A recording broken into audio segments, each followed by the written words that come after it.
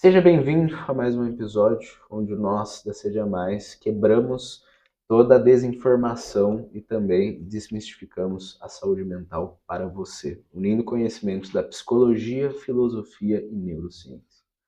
No episódio de hoje a gente vai ter um bate-papo muito importante sobre o medo, como as emoções funcionam e principalmente como você pode se libertar desse sentimento para que você tome decisões de maneira mais inteligente. Afinal, hoje a gente vive pela primeira vez a epidemia, onde o medo ele é mais emocional do que de fato real. Para te explicar e contar um pouquinho disso, nós vamos entrar numa jornada sobre os principais medos e aspectos que levaram realmente o ser humano, as principais ameaças à nossa continuidade como espécie.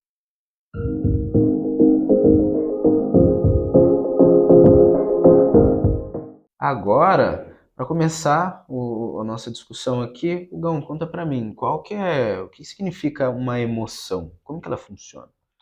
Então, pessoal, emoção ela é uma reação que a gente tem a determinada situação. As emoções são medo, felicidade, nojo, raiva e surpresa. E elas são evocadas em determinadas situações e elas geram reações fisiológicas. Que é isso? São mudanças no nosso corpo que acontecem quando a gente experimenta essas emoções. E elas têm um caráter evolutivo muito importante, porque a gente experimenta ela em determinadas situações que vão nos beneficiar ou que vão proteger a nossa vida. Mas com o passar do tempo, a gente começou a experimentar essas emoções de uma forma que as reações fisiológicas provocassem outras interpretações na gente. E isso muitas vezes gera um prejuízo por não saber ao certo se aquela situação pode interpretar um perigo real ou se ela é uma antecipação de um perigo que nem existe. Alguns exemplos que a gente pode trazer, pessoal, com relação a como as emoções funcionam também. Quando uma pessoa recebe uma notícia boa, ela recebeu uma promoção no trabalho, ela teve o sim que ela queria para um relacionamento, para um casamento, algo positivo está acontecendo na vida dela. Cara, isso vai gerar emoções de felicidade, de surpresa, e como consequência disso, você constrói um indivíduo que ele tem uma crença muito grande em si mesmo. Isso gera uma resposta comportamental que ele acredita que ele pode enfrentar os desafios. Assim como notícias ruins, elas também têm um efeito que a gente pode ter emoções como tristeza, a gente pode ter emoções como raiva. Cara, você foi demitido do seu emprego, você terminou um relacionamento. Isso gera uma consequência também fisiológica e pode também gerar uma consequência comportamental, a ponto de você, com uma sequência de coisas ruins, começar até a desenvolver algo próximo de uma depressão. Mas, lógico, caso a caso, é necessário fazer um entendimento muito importante sobre isso, mas esse é uma das maneiras que as emoções funcionam no seu corpo e na sua vida. Então, para dar um exemplo, pessoal, que o Enzo estava falando, quando você recebe uma notícia boa, você fica feliz.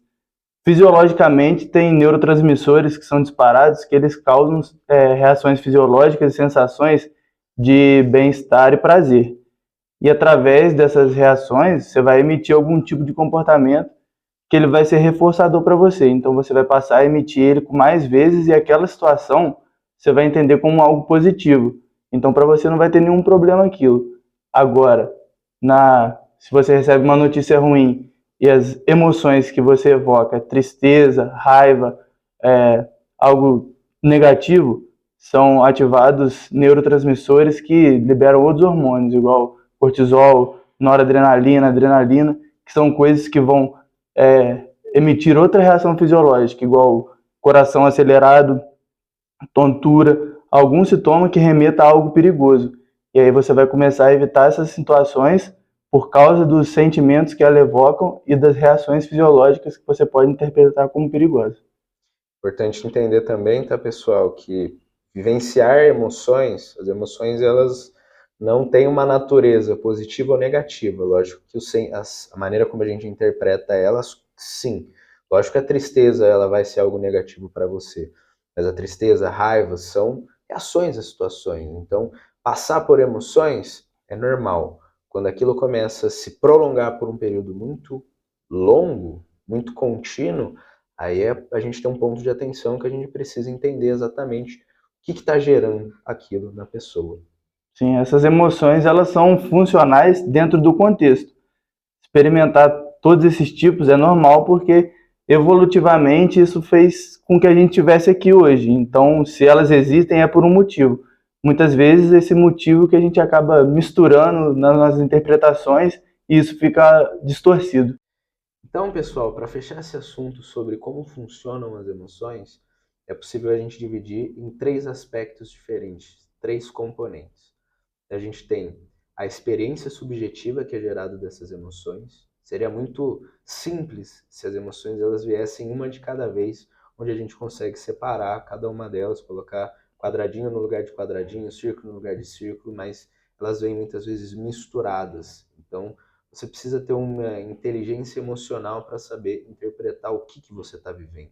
Às vezes, a mesma situação geram emoções diferentes em pessoas diferentes. O segundo componente é a resposta fisiológica, aquilo que o seu corpo, é a reação do seu corpo, liberação de hormônios que vão ser responsáveis por você ativar o seu organismo, você diminuir a frequência do seu organismo, dependendo da situação e da resposta que é necessária para a sua sobrevivência. E o último aspecto, que é o aspecto comportamental, é a decisão que você toma depois de vivenciar tudo isso. Então, pessoal, hoje a gente vai falar do medo. O que é o medo? Ele é uma resposta emocional a um perigo real. Quando a gente pega nossos antepassados lá na época dos caçadores-coletores, que eles tinham que sair para caçar e nesse meio tempo poderia ter um animal que atacasse eles, que atentasse contra a vida deles, ou mesmo outra tribo, uma resposta fisiológica de acelerar o coração, de disparar adrenalina, de preparar ele para uma situação de luta ou fuga era acionado. E o comportamento que ele emitia poderia salvar a vida dele, consequentemente repassando a espécie dele, ou causar a morte, o que seria um comportamento que não seria mais adaptativo. Então, nesse contexto, o medo era algo que proporcionaria a continuidade daquela espécie. Então, era um sentimento extremamente útil. É importante a gente pensar nisso porque é um dos nossos principais objetivos geneticamente setados dentro da nossa experiência em vida é a continuidade, a nossa existência. A gente sempre vai ter um desejo pró-vida dentro de nós. Então, quando a gente olha para uma ação como o medo que funciona como um mecanismo de defesa, ele é importante, ele tem uma função dentro do nosso organismo. E o medo em si, ele pode, dentro dessa experiência subjetiva que vem dele, das próprias reações fisiológicas, das respostas, ele possui 4 comportamentos diferentes. O primeiro comportamento é o comportamento de luta, é onde a gente escolhe, dentro daquilo que é a situação que nos gera medo, enfrentar. Se for uma luta, algo assim, você decide dar um passo de confronto para aquela situação, porque você enxerga que existe uma possibilidade de sucesso para isso. O segundo, Gão, qual que é? É congelar.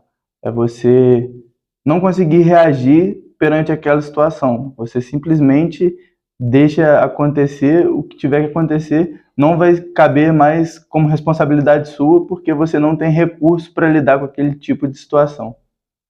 E o terceiro, a gente tem o negociar, que é o quê? A pessoa, ela olha para aquele medo, isso foi evoluindo como um comportamento adaptativo mais futuro da espécie, e ela decide tentar se comunicar com aquele medo. Então, do outro lado, se eu tenho uma ameaça para mim, o que eu preciso entregar para essa ameaça eu me livrar dela? O que eu preciso me comunicar? Como eu preciso me comunicar? O que aquela ameaça tem de objetivo? E como que eu posso tentar escapar pelas vias da racionalidade? Não do enfrentamento ou do congelamento. E tem uma quarta etapa também, que na verdade era a segunda, que é a fuga, que é você evitar aquela situação, você ter o comportamento de escolher não enfrentar aquilo. Então você não vai ter as reações fisiológicas daquele tipo de situação, que o comportamento que você teve foi o de esquiva. Pessoal, é importante a gente interpretar e analisar o medo com uma herança genética também. A maioria dos nossos medos, eles foram colocados dentro da nossa experiência de vida muito pelo que as gerações passadas viveram e como isso foi transmitido não só através da cultura, mas também através da genética.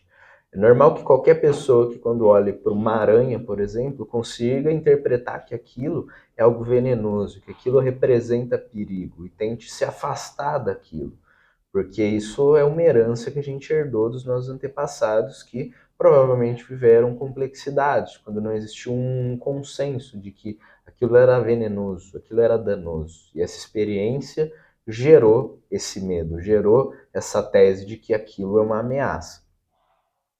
Então a gente pode dizer que os medos eles não mudaram. O que mudou foi a nossa interpretação das situações, se elas realmente são perigosas ou não, o que aquilo realmente pode causar ou não. O medo ele continua sendo o mesmo, só que as situações mudaram. Hoje a gente tem pouco risco de ser, por exemplo, atacado por um animal perigoso, a não ser que a gente esteja em um ambiente muito propício para que isso aconteça.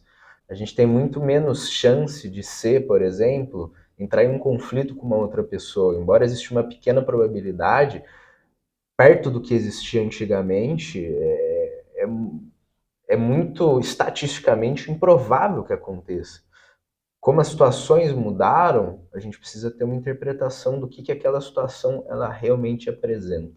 E o ataque de pânico, a crise de ansiedade, é quando essa interpretação está equivocada.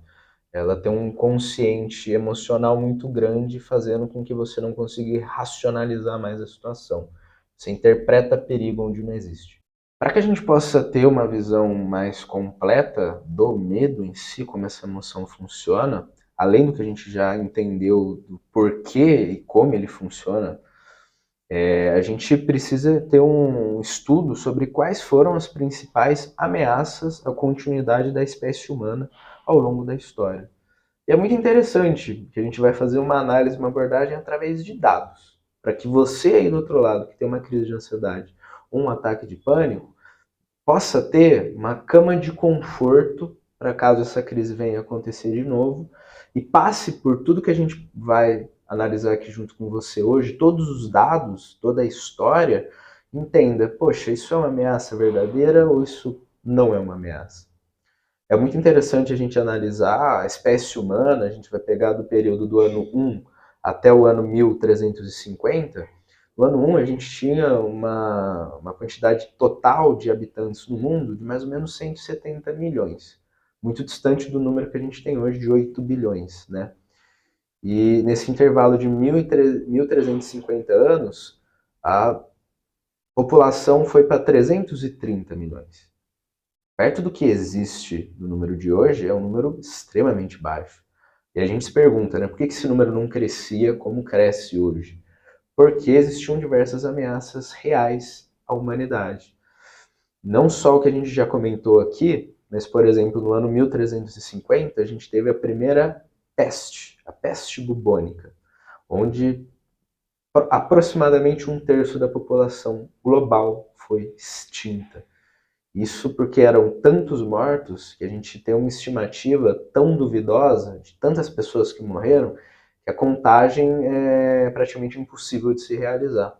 Estima-se que de 75 a 200 milhões de pessoas morreram nesse período, que foi o período da peste. Cara, perto do que a gente vive hoje, dentro de algumas crises, sejam com relação a doenças ou outras, é um número extremamente alto. É um terço da população global. Gente, é um número que é extremamente preocupante para a continuidade da espécie. Exatamente, é quase a espécie sendo dizimada. Perto do que a gente enfrenta hoje, lógico que existe um perigo, são ameaças reais, mas a gente tem uma camada de proteção enorme devido à medicina, infraestrutura da sociedade, tecnologia. Mas existem 6 principais ameaças que foram com relação à espécie, à continuidade da espécie humana. Vamos nomear aqui para você agora. Primeira ameaça, doenças. A gente está falando da praga, especialmente pragas como bubônica ou qualquer tipo de epidemias que poderiam acontecer. uma probabilidade imensa de dizimar uma grande parte da população. Segunda grande ameaça era a nossa sobrevivência, especialmente quando se envolvia viagens ou deslocamento, algo muito comum para a época, afinal existiam guerras constantes acontecendo em diversas regiões e não existia uma infraestrutura, por exemplo, um hotel para você ficar, comércio para você negociar, alimentação para que você pudesse trocar moedas em troca de mais itens para você continuar existindo e sobrevivendo. Isso não existia, então a probabilidade de você congelar durante uma noite, de você morrer de fome, era extremamente alto, até mesmo de lutas com quando você encontrava outras pessoas que estavam passando pela mesma necessidade. Também era muito comum nessa época pessoas que viajavam de um país para o outro contrair uma doença que no país dela não é comum e no outro é, e ela acabar morrendo por causa disso também. Isso é muito comum, inclusive a gente tem relatos disso aqui mesmo no próprio Brasil, onde quando a população europeia vinha para cá e carregava doenças que os anticorpos dos índios que localizavam aqui nas Américas não tinham nenhum anticorpo, facilmente dizimava grandes tribos por causa de não ter realmente a capacidade de se defender daquilo. Então viagens eram um dos principais motivos também. O clima extremamente ruim. Então, quando a gente olha para a Europa Ocidental, a gente teve um período chamado Grande Fome, que aconteceu de 1315 a 1322, onde existiu relatos de chuvas que duravam mais de 150 dias contínuos. Ou seja, a população ela não conseguia ter a subsistência vindo da parte agrícola. E para uma população que vivia à base de alimentação, pão, trigo, não ter isso, ocorreu uma morte de mais de 10% da população na época da Inglaterra, desse período da Grande Fome, para você ter uma ideia. A morte prematura, isso devido a doenças congênitas, seja pressão alta, diabetes, entre outras coisas, não existia tratamento, então não existia como abordar ou descobrir que uma pessoa tinha aquela doença. Ela falecia muito cedo. Parto era uma das principais causas também. Cerca de 1 em cada 10 mulheres morriam no parto, porque não existia ultrassom, não existia teste para saber a posição do bebê, não existia um básico sobre medicina nem para dar suporte de anestesia, caso essa pessoa precisasse, e 25 a 30% dos bebês morriam no nascer. Então, tanto que era muito comemorado reis quando conseguiam ter filhos, porque aquilo foi um sucesso. A probabilidade de um filho nascer e morrer logo no nascimento era extremamente alta. Por último, a própria violência. Então a gente viveu num período onde não existia muita autoridade. A autoridade era de quem tinha mais poder, poder físico, poder de controle. Então, se a gente olha para isso e olha para esse período de mais de 1350 anos, onde a população praticamente nem conseguiu dobrar, a gente entende que essas são ameaças reais à continuidade da espécie humana. E hoje a gente vive num período onde as ameaças mudaram, a infraestrutura mudou, a sociedade mudou, os períodos mais seguros da humanidade. Exatamente. Hoje em dia, a gente ainda sente medo de algumas situações, por exemplo, doenças. A gente ainda tem medo dela, mas viagem, hoje em dia, já é algo prazeroso, não é uma situação que vai gerar medo. Agora, recentemente, a gente viveu a pandemia também, que é inevitável sentir medo naquele período, porque era algo que atacava a nossa existência, levando muitas pessoas à morte. E naquele período de não saber o que era o vírus, não saber como tratar, a questão do medo e da ansiedade era extremamente comum, porque era algo que estava atacando a sua vida. Então, esses são os sentimentos evocados nessas situações. Depois que a gente descobriu cura, a vacina, esse sentimento tende a diminuir a intensidade. Mas em algumas pessoas ele pode ter desenvolvido transtorno, né? Que é o continuar sentindo aquelas emoções em situações que não revelam perigo real e de forma muito intensa.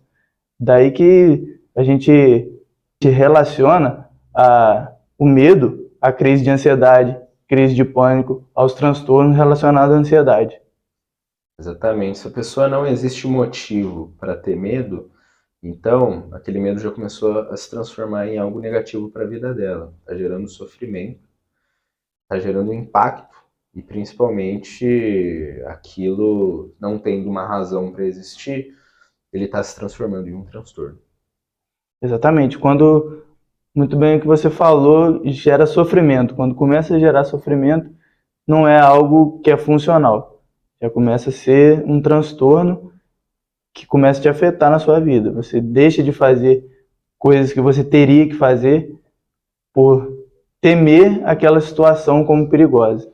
E como você quer preservar a sua vida, você evita fazer aquilo, mesmo que não necessariamente seja um perigo, mas você está interpretando assim, você vai querer se salvar. Então você vai agir de maneira como que a sua integridade física não seja ameaçada.